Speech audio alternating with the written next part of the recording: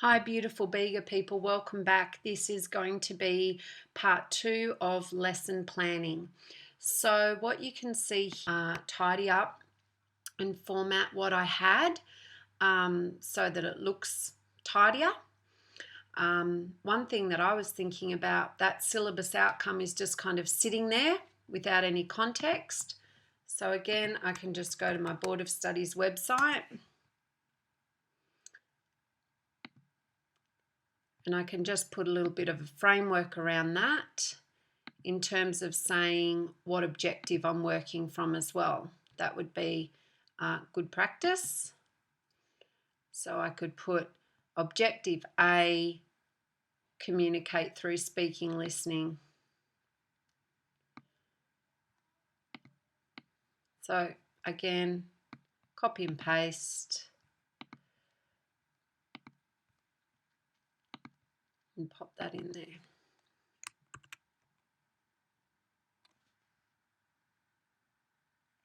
Okay, might just need a little bit of formatting later on.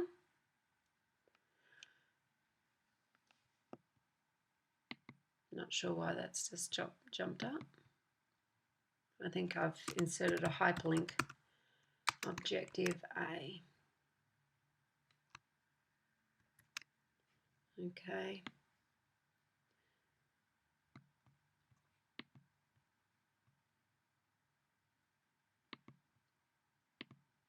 Okay. So once we've got that and it's all in place and we're happy with it, then we can move on to the next part of the assignment. So the next part is about assessment.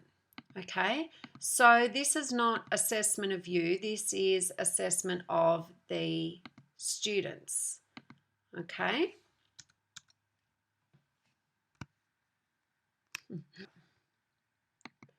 So it's going to play funny games with us, but anyway, we can manage.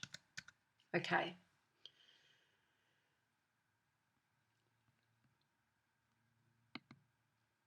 Okay. So up here, we've been thinking about what the lesson's all about, the broad learning intent, the concepts that will be developed, the indicators. So students will learn about active listening, okay, and then the skills that go with that, the skills that will be developed and demonstrated, what they're learning to do. And as I said, it's great if they're observable things. So it demonstrates the skills of, listens to, uses interaction skills. Once we've got those, that can inform our assessment, okay? So to inform our assessment, we've got these questions here. How will I know students have met the learning intent? How will the students know they've met the learning intent? And what is the evidence? Okay, so how will I know the students have met the learning intent? I'm going to have observations, okay? So students will be assessed through teacher observations, and these will be recorded on a checklist. This will be ongoing throughout the unit on news, so students have several opportunities to demonstrate their understandings. Okay, so you don't have to do observations. You might have you might be collecting a work sample. You might take anecdotal notes. You might give them a quiz. You might ask them to write an essay, present a PowerPoint. You might give them a test. You might use self-assessment, peer assessment. You might give them a project or a presentation to do. But at the end, there needs to be something that serves as a record of this lesson and how the students performed in that lesson. Okay, students will self-assess against agreed classroom criteria. This will be made explicit using a WALT statement. And a WALT statement is we are learning to. Okay, so I'm imagining I'll be teaching the children we are learning to be active listeners. We'll have a poster that shows them what active listeners do. And at the end of each lesson, I'll be able to say to a few students, did you keep your hands still? Were you looking at the speaker? Do you think you asked interesting questions? And they'll be able to use the active listening poster as a prompt, and they'll be able to self-assess. Meanwhile, I could be adding to my observations on my checklist. Okay, so that means that I'm going to need to add that checklist to this assignment. So easy peasy.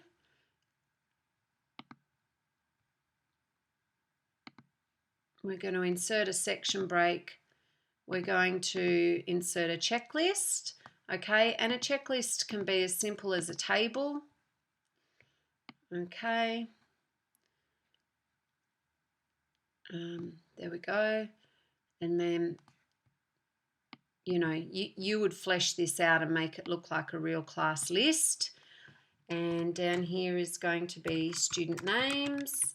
And then across here, I'm going to put some of those observable behaviours that I'll be watching for.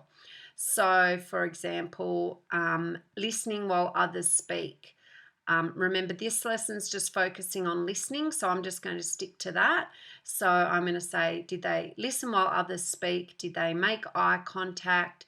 Did they respond orally? Did they have their mouths closed, eyes on speaker, hands still? Okay, whoops, sorry folks. So I go back to my checklist. Did they look at the speaker?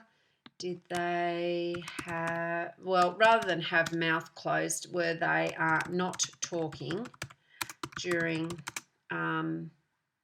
speaker's presentation? Did they keep their body still? Did they ask questions relating to the presentation or the news, whatever you want to call it, and so on? So you'd list the things there that you'll be observing, and then here you'll be putting date observed. So when you observed it, so maybe here Donald, and then I'll be able to say I observed Donald do, okay, or I might put here struggles continually. Okay, so that then I've got a record of what's happening for that student against that outcome. Okay, so that's the assessment component. All right, so I've said what is the evidence? It will be a checklist, so we could even say there, see attached. And how will I know the students have met their learning intention? Because I'll be able to, teacher will reflect on observations to determine each child's achievement. Okay, and then and then how will the students know? Well, they're going to self-assess against agreed classroom criteria, and they might just use thumbs up and thumbs down because they're just little people, and so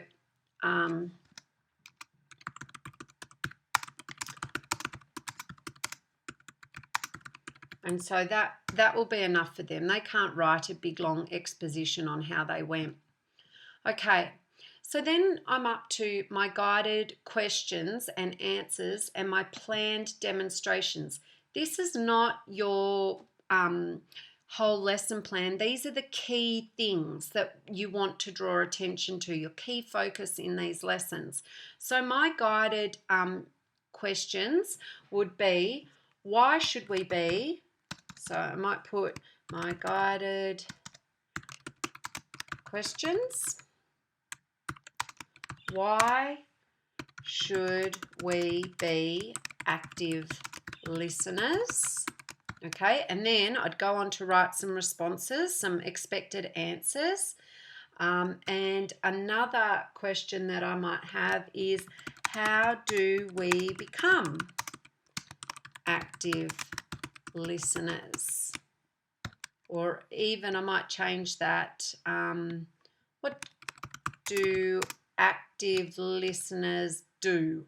Might be better because it's about those behaviours. And my planned demonstrations, I'm going to do a demonstration of a Y chart. So the reason this is a planned demonstration, to tease out what active listening looks like, sounds like, and feels like. And I'm also going to role model.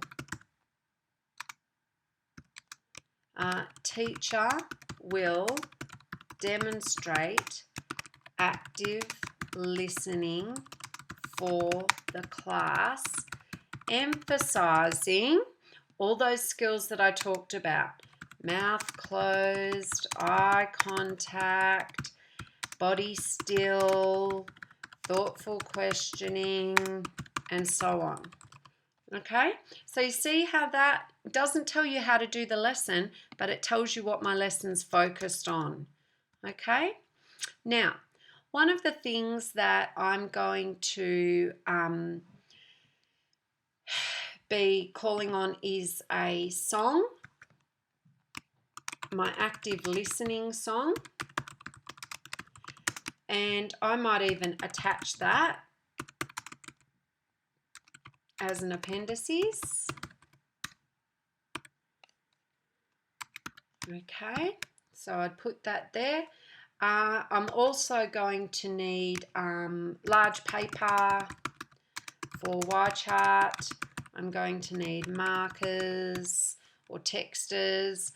And then I'm going to need poster prompts. I've got some laminated pictures of active listening. So I'll be drawing those out at the end. Okay, so there's my resources. And if I had particular references, like I'd be looking at those posters and going, where have I got them from? What's their reference? The active listening song's just a made up one, so it doesn't have any references. So the teaching and learning strategies that I'm going to be using, the students are going to be doing a think, pair, share on why we should be active listeners. The students are going to be doing a Y chart as a whole class on what active listening looks like, sounds like, and feels like. Okay, and not going to use 6 thinking hats. I'm not going to use a PMI. Oh, I'm going to use a song.